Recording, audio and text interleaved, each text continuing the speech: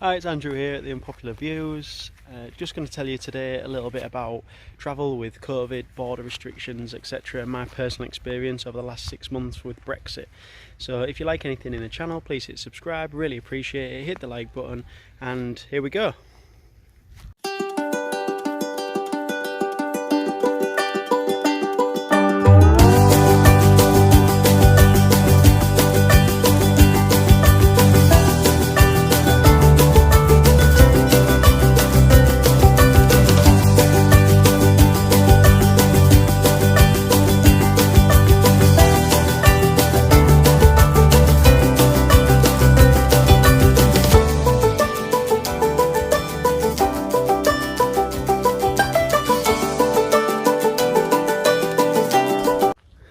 Hey everybody, so I just thought I'd do a quick video on crossing borders and what it's been like during COVID and since Brexit.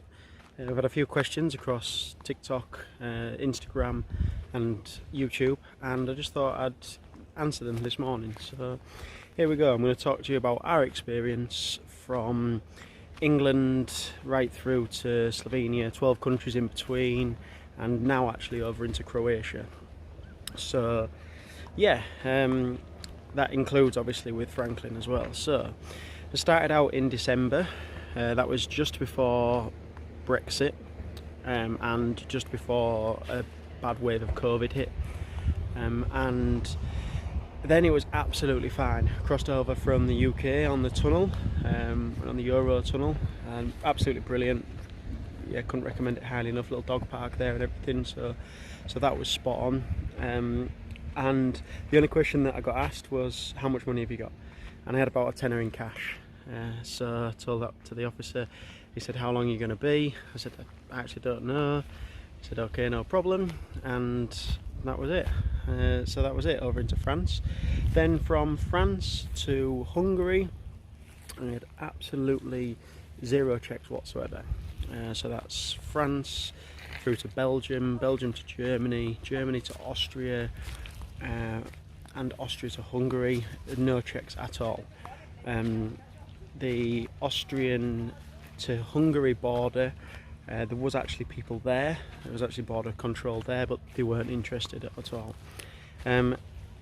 So yeah, that was the first part. Then Brexit actually came into force, and also we had COVID became a little bit more prevalent in the EU, and it meant that journeys, I had to kind of put a bit more planning into journeys and decide where to go a little bit more strategically. So the next place that I went from Hungary was over into Serbia, and the Serbian border was difficult. The Hungary to Serbia border, the first one that I got to was closed. The second one that I got to was really, they were really awkward. Leaving Hungary was fine, those borders are always okay, leaving's never really a problem. Entering Serbia, I took the van in. They didn't like the fact that it was a van that was converted into a camper van. They made me go into the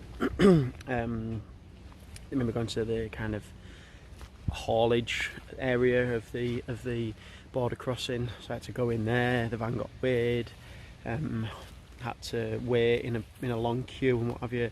When we got to the front, I just said, look, this is a camper van. Showed the guy, and he said to me, I don't know why you're in this queue, go ahead. And that was it. So that was a bit annoying, and that was when I thought that it was going to start getting difficult. That was kind of after Brexit, and when COVID was quite tricky.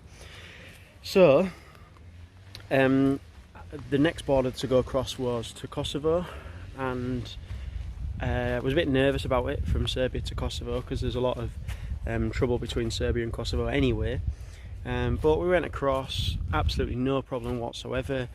Took the van across into Kosovo. The only thing with Kosovo was that we needed to get some insurance, because it's not covered by any kind of EU insurance. That was about €110 for 10 days, something like that. So but that was okay in the end. It worked out really well. Didn't plan on staying there for 10 days, but ended up absolutely maxing it, and leaving on the 10th day. So Kosovo was great. Then we crossed over from Kosovo into North Macedonia. Again, the border was absolutely fine. We check the COVID restrictions on kind of EU websites or the specific website of the government of which we're entering into. I think that that's the best way to do it. I think there are some websites that talk about them being able to have all the recent updates and what have you, but none of them seem to have the absolute updates. The government websites always seem to be really good with them. So that was over into North Macedonia. We actually didn't have a green card for North Macedonia to be able to go into there, which was a bit of a nightmare because I think it was a Sunday night and I didn't have the right paperwork for it. I knew that I was covered, but I didn't have the paperwork to show that I was covered.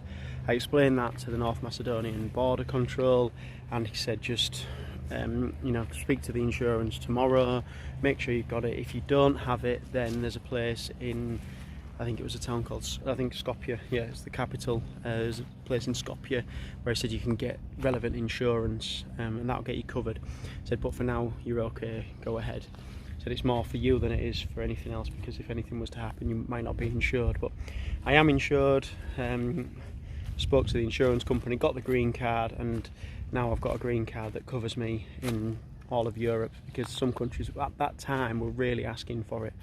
In the Balkan areas, so Kosovo, North Macedonia, Serbia, Bulgaria, and that takes me on to Bulgaria, because the border that we crossed over into Bulgaria at, they asked if it was travel, if it was transit, or if it was travel. The border that we got to, I'm going to be very honest with you here, was a transit only border. But the closest border was 3.5 hours away, and it would have added 6 hours onto my journey. So I told a little porky and said that I was just transiting through, when actually we weren't transiting through, planning on going skiing and all sorts. So yeah, I was a bit concerned about that, but after a few weeks, I exited Bulgaria with absolutely no problems. Again, no border control. Really easy, no problems whatsoever. So that was Bulgaria. Then crossed over into Romania. We was just transiting through Romania, so that was no problem at all. Very fast transit, very fast border as well. There was massive queues for lorries, huge. I think they're about 10 kilometers long, but vans, cars, etc. Were very quick. Really straightforward. I will say as well that I've had the passport for Franklin. He's got all his vaccinations, he's got everything that he could possibly need, and I think his passport's maybe been looked at once. He's never been looked at. His chip's never been scanned. No one's ever batted an eyelid at him.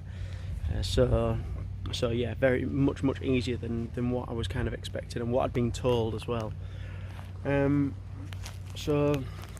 So yeah, that was Bulgaria to Romania. Then Romania to Hungary, was just transiting through Hungary, so no problem. And then over from Hungary to Slovenia, went across a small border into Slovenia, so that was absolutely fine. Just got our passports checked. Even though, actually no, the Hungary to Slovenia border had been announced that it was open for travel and people could just go, so that was pretty straightforward. And then the most recent one was Slovenia into Croatia, and this was one of the most interesting ones. I looked online and there's 6 ways that you can get into Croatia. You've got to either have a vaccination in the last 14 to 100 days, have had COVID less than 180 days ago but more than 20 days ago, had a negative PCR test in the last 72 hours, had an official recovery certificate from COVID, there's 2 more as well. I can't remember exactly what they are, but there's 6 criteria that say that you can enter. You're supposed to fill out a form online before you arrive that says about that says about where you plan on staying, how long you're staying for, which one of the 6 you have, etc, etc. I tried to do that, couldn't do it.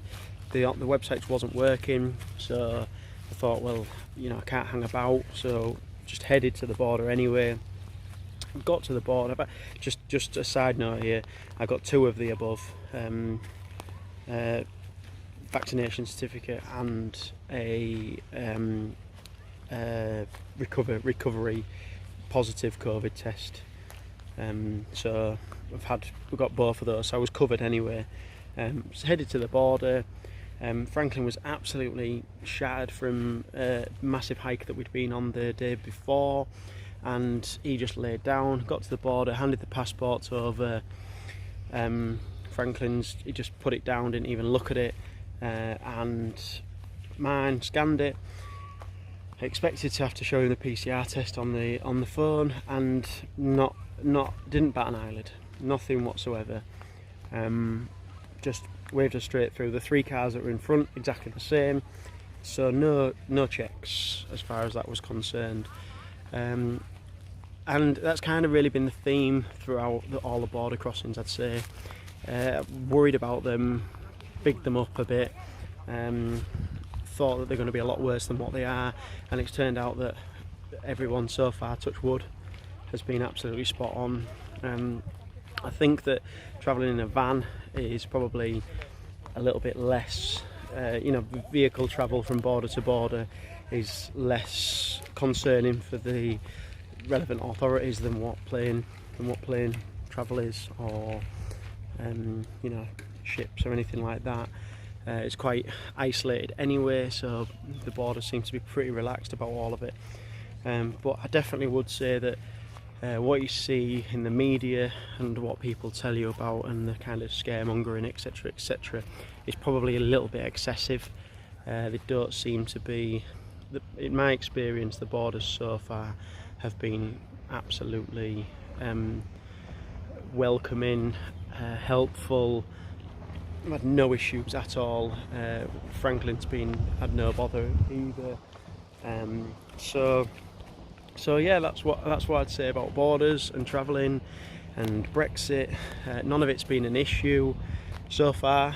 I'll keep you posted with exactly what else, if anything does change, if anything does happen. But definitely I would say that it's been portrayed to be a lot worse than what my personal experience of it is so far. So yeah, hope you manage to get travelling, etc. And if you like any of these videos, if you like any of my channel, etc, etc, love you to subscribe. It'd be really, really helpful.